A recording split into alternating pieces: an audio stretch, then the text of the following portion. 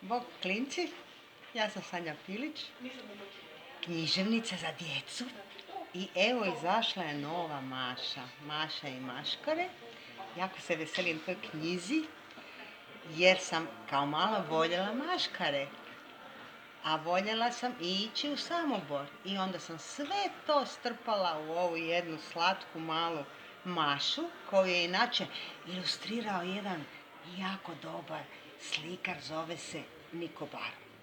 No uglavnom, ja se nadam da ćete uživati u toj knjizi.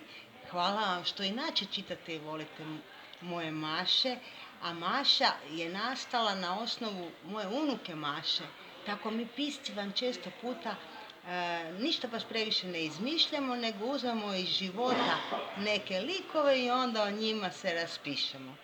Sad je moja unuka velika, a Maša će uvijek imati u mojim knjigama 8 godina, ona vam ide u 2. razred i jako je znatiželjna i dobra djevojčica i vesela, što i vama želim, i voli čitati.